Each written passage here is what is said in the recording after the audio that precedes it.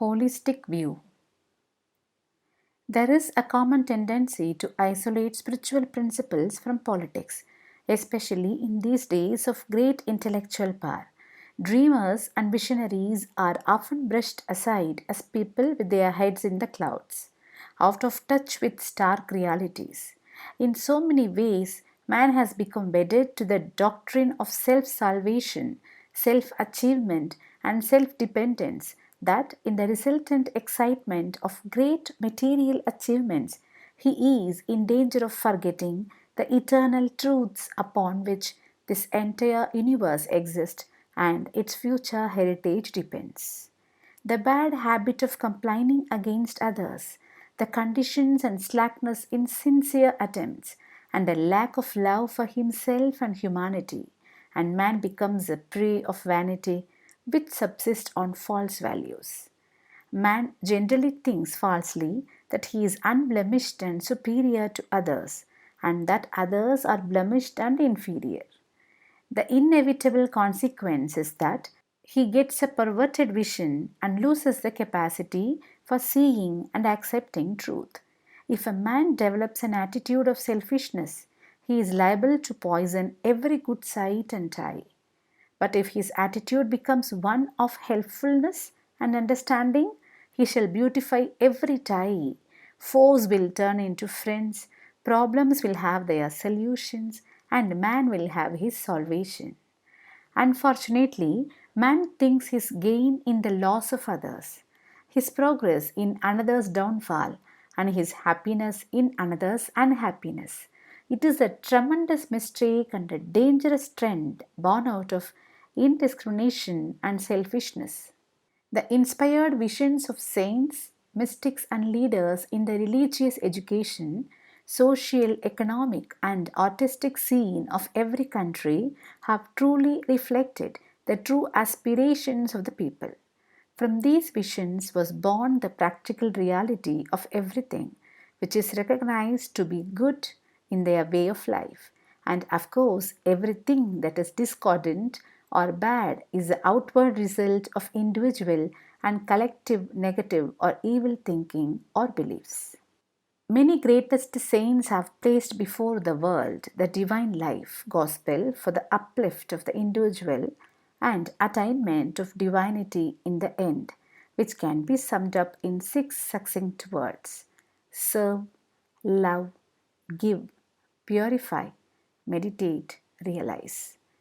The physical frame of a man owes much to the world because it is made of the same five elements of which this world is composed. One has therefore to serve one and all without any distinction whatsoever and without any expectations of return or reward, so that he may clear out his debt towards the world. One must properly understand that the acquired wealth and power are not his own, but are the trust of the poor and weak. In the right use of things lies the key, which consists in the service of others, service and sacrifice. Hence are the acme of duty and dutifulness. When a duty is performed as a duty for duty's sake, it becomes the source of salvation and not the bondage of attachment. But he should not have the idea of doership.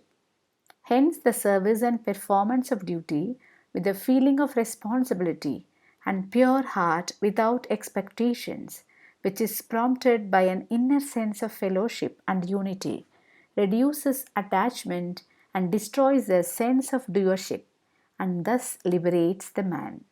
Love is light, life, and eternity. There is nothing else to achieve in this world but love. In love consists the perfection of human life. All impurities are rooted in the craving for the pleasure of the senses, but love is not there.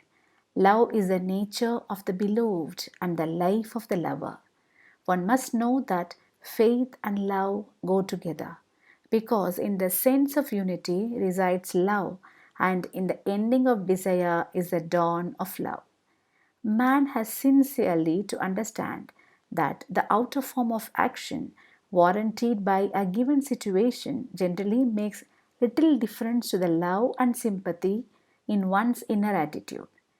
The man has to learn a great lesson that he has to love even a sinner while hating the sin. A man who is an inborn sadhaka must learn the lesson of forgiveness even without asking for the same from the person who has done something wrong. Thus, only the impurities of man's mind can be washed off. Of course, it requires a great moral strength to seek forgiveness for one's own past wrong actions.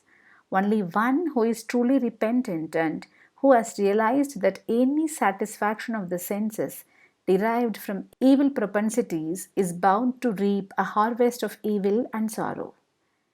Man should not be confounded with the seeming contradiction between forgiveness and justice. Man's sense of justice is distorted on account of the limitations of his ego. His reactions are perverted. Strictly speaking, in one sense, man can do justice only to himself because he can understand his own mind and not of others. As a man and as sadhaka, one should therefore refrain from judging others, and also one should be forgiving others in so far one feels wronged by others. When the mind is devoid of hate, man towards recovery takes a long step. Love is a tremendous curative force for an individual and for the society. So, the great masters emphasized greatly this love factor and preached in practice: love all, hate none. God is in all, do not hurt him. The urge to give happiness to others helps man to destroy his own craving for pleasure. The desire for pleasure is a cause of frustration. Giving and sharing what we have and serving others with compassion consumes the craving for pleasure. He wanted an aspirant that generosity motivated by attachment and renunciations caused by anger are fruitless.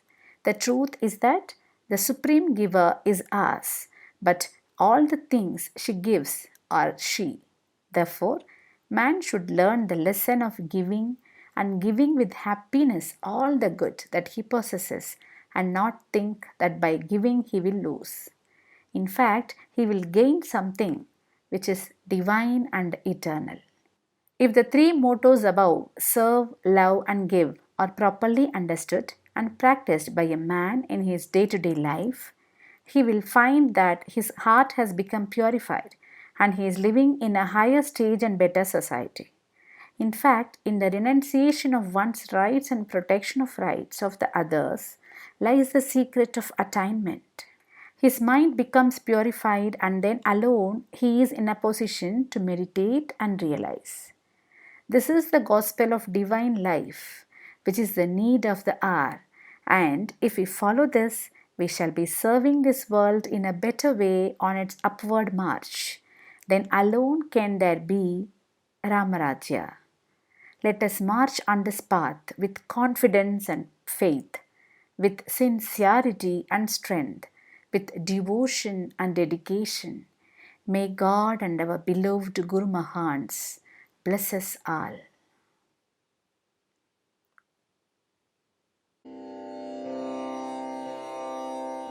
Oh.